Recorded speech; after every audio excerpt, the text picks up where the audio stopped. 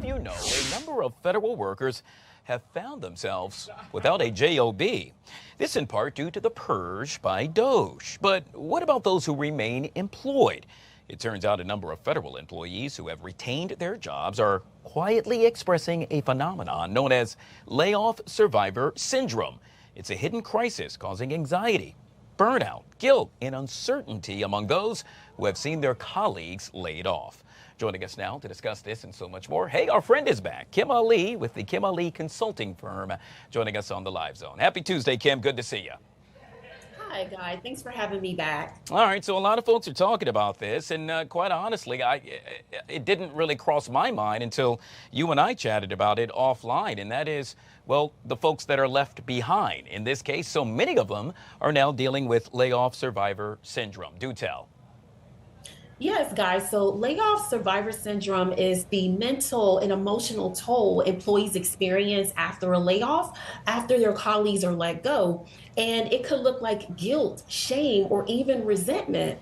And Guy, it is a complex emotion that can cause internal conflict because on one hand, you're sad that your colleagues were let go, but then on the other hand, you are relieved that you still have a job. Yeah, you know, well, I didn't work for the federal government, but at one time I did work as a receptionist years ago.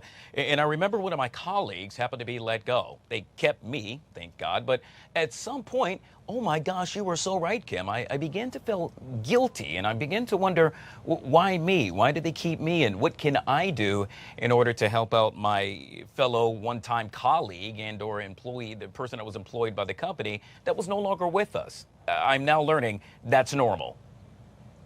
Yes, it is, Guy. And in fact, some of the things you want to look out for is, do you know the feeling you get on a Sunday evening right before you have to go to work Monday? Or if an email lands in your inbox over the weekend, you're constantly wondering, oh my goodness, is this my turn? And when is this going to be over with? And so some of the things that you need to look for in the workplace are decreased productivity, low morale, people are quiet, or people can become competitive, or the environment might become even more toxic. And that is because people are trying to demonstrate the value that they bring to the workplace. And so over time, this can start to manifest as physical symptoms. So you want to start to look out for things like decreased sleep, headaches, or that constant feeling of exhaustion. Oh my gosh, I think you're talking to me, but that's just because of stress. I'll tell you that one. I'll resonate with a lot of the viewers, yeah. And so in essence, this is the modern day version of crabs in a barrel. That's what I'm kind of getting here, Kim. Yes, unfortunately, that is the situation. And, you know, Guy, it is imperative for people to be aware of this now because executive orders were passed. The big, beautiful bill was just signed. Senior leaders who could have provided some guidance are no longer there because they took the DRP. And we just started the busiest time of the federal year, which is the fourth quarter.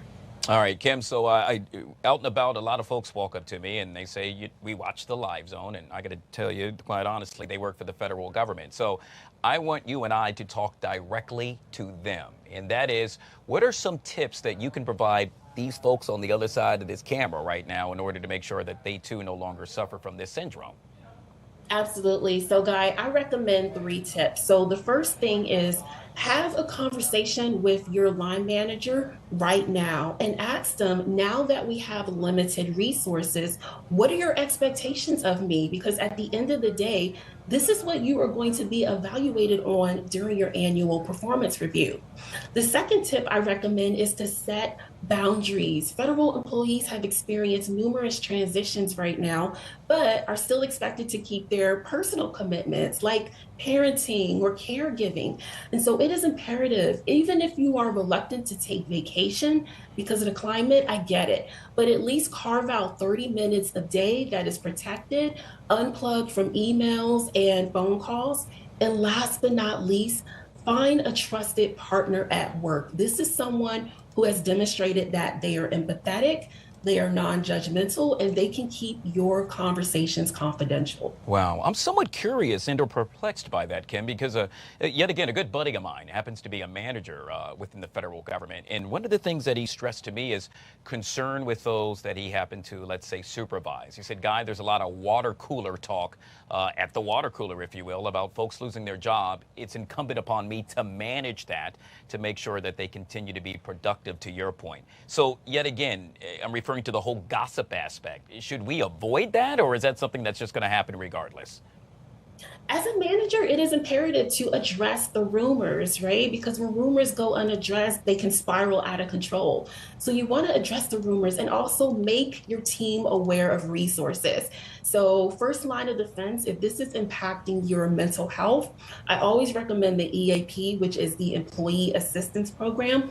Or if you are looking for something less informal, someone who gets it, who has been able to overcome what you're currently going through, reach out to us at Kim Ali Consulting. We support federal, state, city, and individuals, and we will help you gain your purpose and clarity during this time, because you shouldn't have to go through this alone. And I'm so glad you touched on that, Kim. I think you can read minds now, because that happened to be my next question. In this case, should folks opt to reach out to you, can you talk about that process briefly? What is it that you do? What is the first step that you would take in order to help that guy or gal out?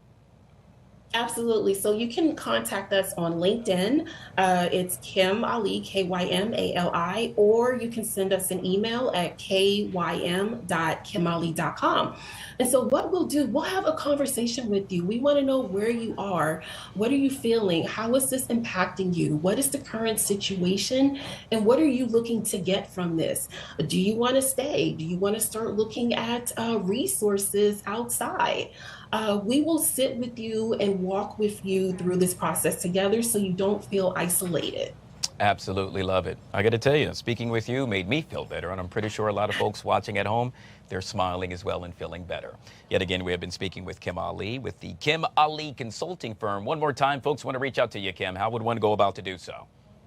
Absolutely. We are on LinkedIn, or you can send us an email at kimali@kimali.com. Good stuff. Always good to chat with you, Kim. Make it a great day. Likewise, you too, Guy. All right.